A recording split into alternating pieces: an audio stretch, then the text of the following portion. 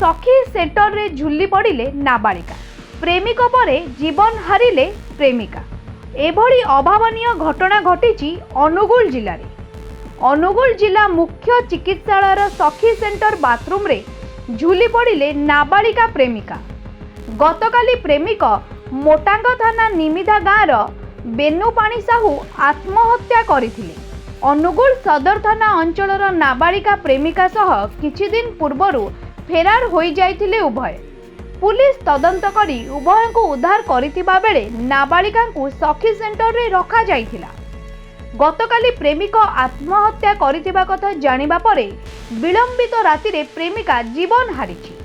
प्रेमिकर आत्महत्या सही न पारी एभली करिथिबा कुहा जाउछि।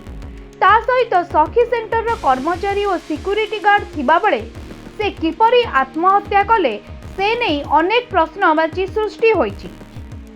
से झीटी गोटे पुओ को भल पाउथला आ से पुओटी सुसाइड कर दवा परे हमर अनुगुल सदर पुलिस पहुँची झील को सेठू रेस्क्यू करी अनुगुल आनी से 13 वर्षर झील ताको आणला परे सीडब्ल्यूसी सहित जोगाजोग करला परे सीडब्ल्यूसी एडवाइस रे से माने कोन कले ताको सखी सेंटर रे राति रे रखैले आउ ता पेरेंट मध्य कोऑपरेशन कले जे याकु टिए काउंसलिंग करा जाऊ किंतु कोन करा जाऊ ये गोटे डिप्रेशन को चली जाई एभली स्थिति रे ताको राति 9:20 रे सखी रे एडमिशन करा हला। से खाइबा पे जहा मना करथला ताको काउंसलर माने भलरे बुझेले से कथा हला बोले तमे आगो खाओ पानी पियो तापर कोन हेजी समाधान करबा आ राति रे रुह सकाळ हेले जहा करियो से कथाटा बुझिगिरी मध्य रुटी खाइथला काल राति रे आ सकाळ 5:20 रे से झाड़ा जिबा पे कहिबेरु ताको हेडु टॉयलेट को अलाउ कले से भितर टॉयलेट गला टॉयलेट जो जाइजी साधारणतः 5 मिनट रे आसिया कथा कहीं आसलानी बोली 10-12 मिनट पर माने ताको जेते डाकिले से रेस्पोंड कलानी ये रेस्पोंड कलानी कबाट भांगी की देखला बेलू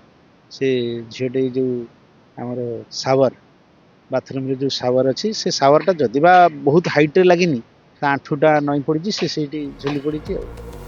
तेबे खबर पाई पुलिस घटनास्थल रे पहुंची तदंत करुची। अनुगुल रो मानस का रिपोर्ट समाज लाइव।